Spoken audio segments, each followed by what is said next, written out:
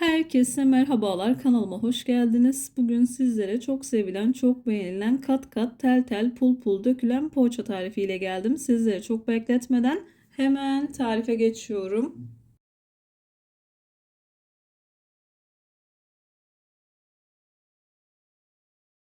Tarifim için ilk olarak yoğurma kabına 1 paket instant maya, 2 yemek kaşığı toz şeker, 1 bardak ılık süt, 1 bardak ılık su ekledikten sonra çırpıcı yardımıyla şöyle bir karıştırdıktan sonra yarım bardak kadar sıvı yağ ekliyorum.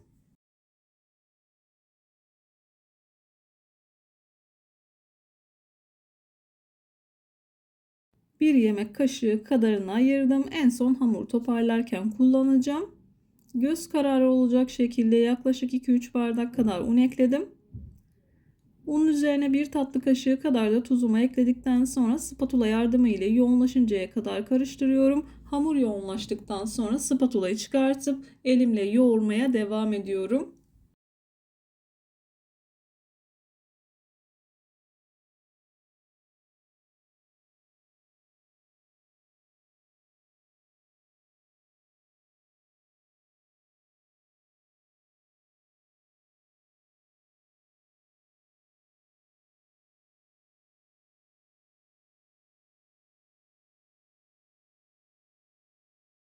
Bu tarz tarifler yaparken dikkat etmeniz gereken en önemli nokta yumuşak özlü bir hamur olması gerekiyor. Hamuru ne kadar güzel yoğurursanız yaptığınız hamur işi tariflerinden o kadar memnun kalırsınız.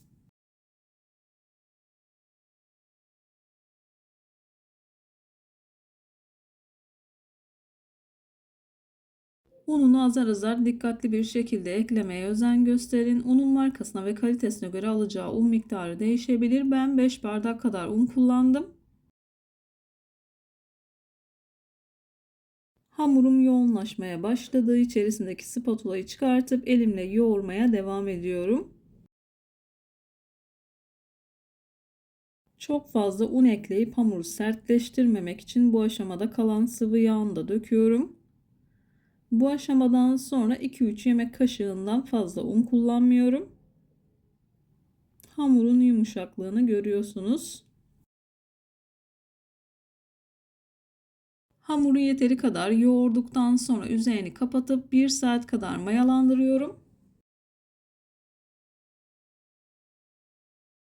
Videomu tam da buraya kadar izlediyseniz her zaman olduğu gibi sizlerden ricam yoruma kalp olur, emoji olur veya tarifim hakkında farklı bir fikriniz varsa bunu da benimle paylaşabilirsiniz. Ayrıca videolarımı sevdiğiniz kişilerle de paylaşarak bana bu şekilde destek olabilirsiniz.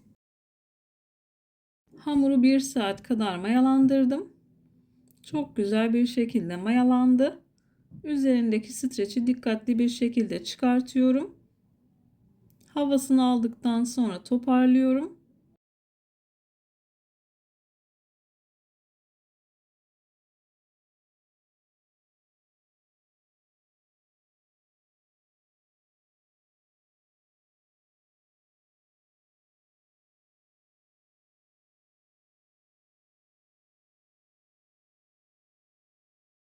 Tezgaha biraz un serptikten sonra hamur tezgaha alıp 4 eşit parçaya bölüp bezelerimi hazırlıyorum.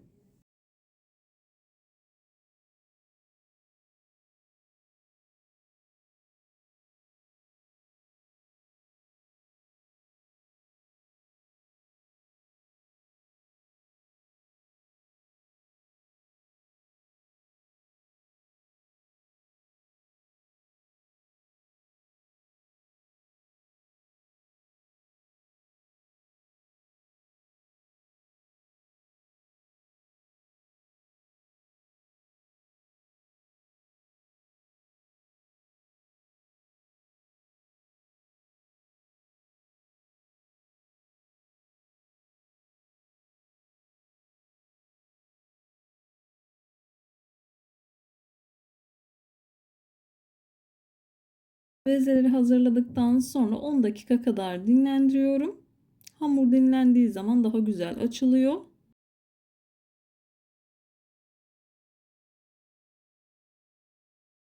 Açarken ilk etapta unu bol bol kullanıyorum. Büyüdükten sonra çok aşırı un kullanmamaya dikkat edin.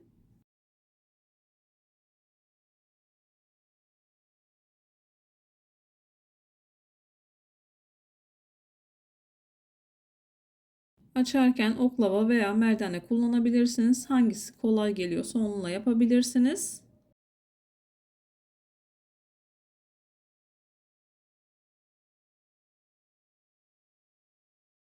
Hamuru yeteri kadar açtıktan sonra katlayıp kenara alıyorum. Katlarken mutlaka un serpiştirin.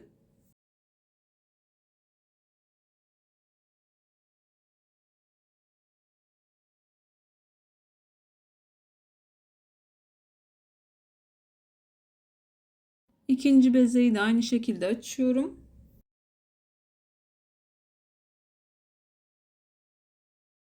Tam da bu aşamada belirtmek istiyorum. Birçok hamur işi tarifine kanalımdan ulaşabilirsiniz. Kete tarifleri, baklava tarifi, su böreği tarifi, mantı tarifi, yufka tarifi, daha aklıma gelmeyen birçok tarife kanalımdan ulaşabilirsiniz. Tariflerimi gönül rahatlığı ile deneyebilirsiniz. Beğenmediğim, defalarca kez uygulamadığım hiçbir tarifi kanalımda yayınlamıyorum. İkinci bezeyi de açtıktan sonra tereyağı ile yağlıyorum. Kullandığınız yağın her yerine değmesine dikkat edin.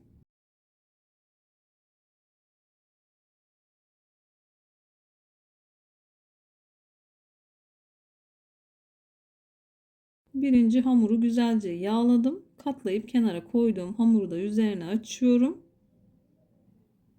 Açarken kendini salabiliyor. İster istemez biraz daha büyümüş oluyor. Dilerseniz ters çevirip eşitleyebilirsiniz. Katlama işlemi yapacağım için ben gerek duymadım. Aynı şekilde yağı her yerine değecek şekilde güzelce sürüyorum.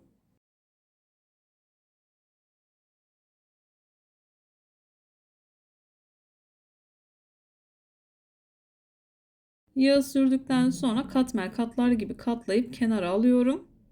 Diğer iki bezeyi de aynı şekilde hazırlıyorum.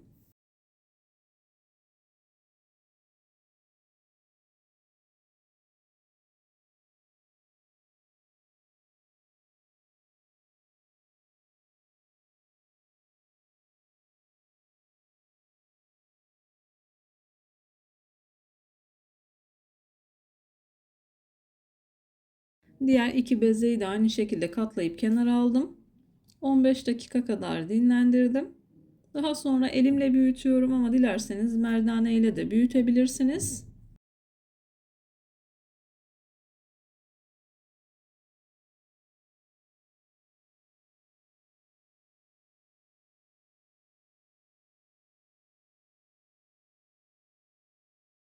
Yeteri kadar büyüttükten sonra 9 eşit parçaya bölüyorum. Eğer biraz daha küçük poğaçalar elde etmek istiyorsanız da yine 12'ye bölebilirsiniz.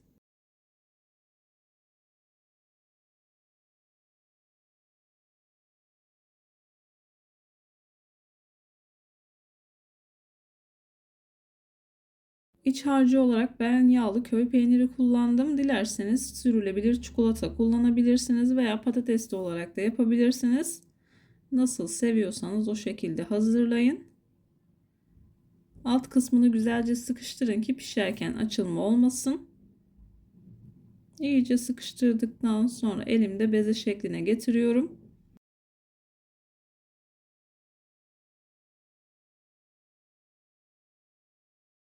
Hepsini hazırladım. 20 dakika tepsi mayasını yaptım. Üzerlerine yumurta sarısı, pekmez ve süt karışımını sürüyorum.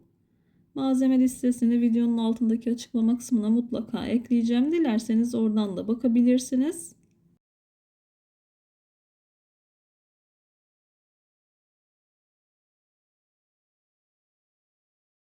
Üzerini çatalla çizdikten sonra önceden ısıtılmış 170 derecelik fırında altı üstü güzelce kızarıncaya kadar poğaçalarımı pişirdim. Poğaçalarım fırından çıktı. İlk sıcaklığı çıktıktan sonra sizler için doku testi yapıyorum. Dışı çıtır, içi kat kat pul pul dökülüyor. Videoyu beğendiyseniz beğenmeyi, kanalıma hala abone değilseniz kanalıma abone olmayı, bildirim zilini açmayı lütfen unutmayın. Hoşça kalın. Allah'a emanet olun.